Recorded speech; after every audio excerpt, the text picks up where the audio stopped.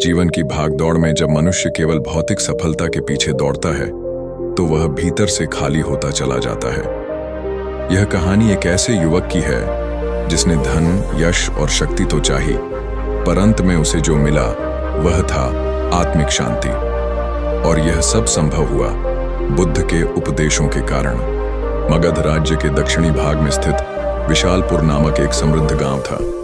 वहीं रहता था आरव, एक 24 वर्षीय युवक जो तेजस्वी, साहसी और अत्यंत महत्वाकांक्षी था। वह बचपन से ही एक स्वप्न देखता था। इस दुनिया में नाम कमाना है, सबसे ऊपर पहुंचना है। उसके पिता धरणीधर एक सीधा सादा किसान थे। उन्होंने जीवन को शांति और सरलता से जिया था। उनका अधिकतर समय गांव के विहार में ध्यान और प्रार्थना में बीतता। वे बुद्ध के उपदेशों को मानते थे और अपने बेटे से भी यही अपेक्षा रखते थे। लेकिन आरव को यह सब बेमतलब लगता। पिताजी, ये ध्यान से पेट नहीं भरता। इस दुनिया में वही टिकता है जो तेज है, जो जीत सकता है, जो सबको पीछे छोड़ सकता है, आरव अक्सर कहता। आरव ने खेतों में काम करने से इनकार कर दिया। उसने गांव से कुछ धन उधार लेकर व्यापार शुरू किया। अक्सर कपड़े, मसाले और तेलों का लेन देन करता। उसका व्यापार जल्दी ही चल निकला क्योंकि वह चतुर था, सौदेबाजी में तेज था। लेकिन वह अहंकारी होता जा रहा था। गांव के बुजुर्गों का सम्मान नहीं करता, गरीबों को तिरस्कार की दृष्टि से देखता और अपने लाभ के लिए कभी कभी झूठ भी बोलता।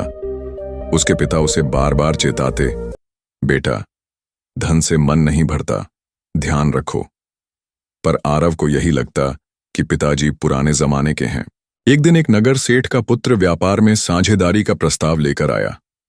नाम था जयंत, अत्यंत प्रभावशाली और चतुर। उसने आरव को बहुत बड़े सौदे का सपना दिखाया। राजधानी में सुगंधित तेलों की भारी मांग थी। आरव ने गांव से और पैसा उधार लिया, कुछ खेत भी गिरवी रख दिए और जयंत के साथ व्यापार में कूद पड़ा। शुरुआत में सब ठीक चला, पर कुछ ही महीनों में जयंत सारा धन लेकर गायब हो गया। आरव के पास कुछ नहीं बचा। कर्ज चुकाने के लिए उसके पिता की जमीन भी बिक गई। उसके मित्रों ने मुंह मोड़ लिया। जिन रिश्तेदारों से उम्मीद थी वे भी साथ नहीं आए। एक रात आरव बहुत दुखी होकर अपने पिता के पास गया और कहा, पिताजी, आपने जो कहा था वह शायद सच था, लेकिन अब बहुत देर हो चुकी है। पिता ने शांत स्वर में कहा, देर कभी नहीं होती बेटा, जब जागो तभी सवेरा होता है। कल मेरे साथ चलो बुद्ध के विहार में, शायद तुम्हें उत्तर वहीं मिले। अगले दिन सूरज की पहली किरण के साथ वे विहार की ओर चले। रास्ता लंबा था, पर धरणीधर के चेहरे पर शांति थी और आरव के मन में सवाल। विहार में भीड़ थी। बुद्ध ध्यान मग्न बैठे थे।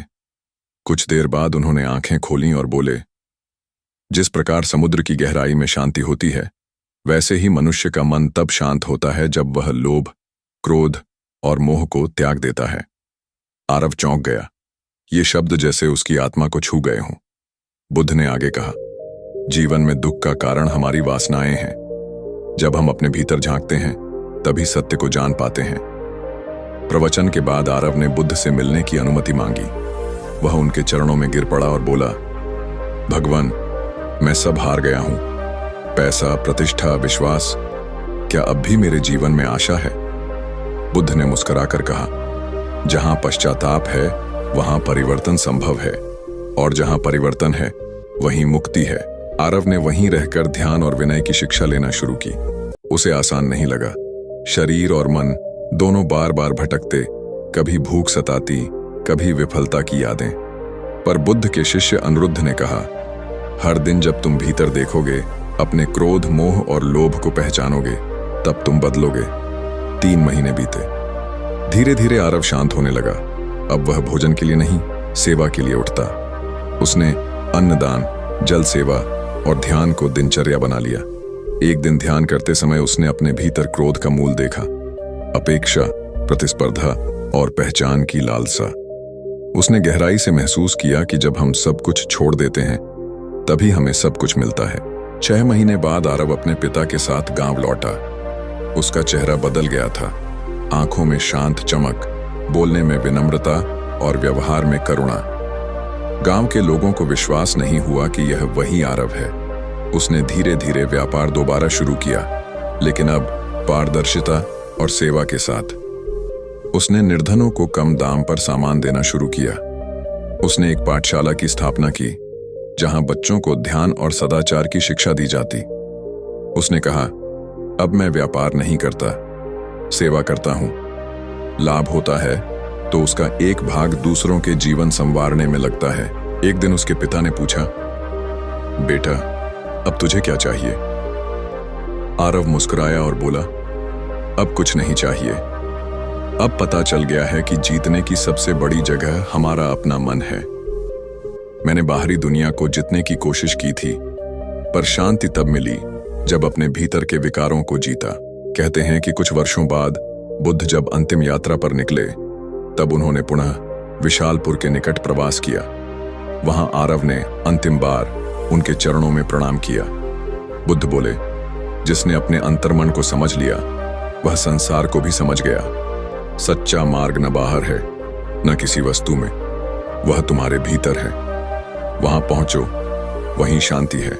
यह कहानी केवल आरव की नहीं, हर उस व्यक्ति की है जो जीवन में भटक जाता है, लेकिन फिर आत्मबोध की ओर लौट आता है। बुद्ध के शब्द आज भी उतने ही प्रासंगिक हैं जितने उस युग में थे। अपने दीपक स्वयं बनो, यही बुद्ध का सार है। तो दोस्तों, यह थी आरव की कहानी, जिसने भगवान बुद्ध की शिक्षाओं से अपने जीवन की दिशा बदल दी। अगर इस कहानी ने आपके मन को छुआ हो तो एक छोटा सा समर्थन जरूर दीजिए। वीडियो अच्छा लगा हो तो लाइक करें। आपका सबसे पसंदीदा भाग कौन सा था, कमेंट में जरूर बताएं। और हो सके तो इस प्रेरणा को अपने दोस्तों और परिवार तक शेयर करें। ऐसी ही और कहानियों के लिए चैनल को सब्सक्राइब करना ना भूलें और बेल आइकॉन दबाएं, ताकि अगली कहानी आप तक सबसे पहले पहुंचे। ध्यान रखें, शांति कहीं बाहर नहीं, आपके अंदर है, बस उसे महसूस कीजिए। धन्यवाद।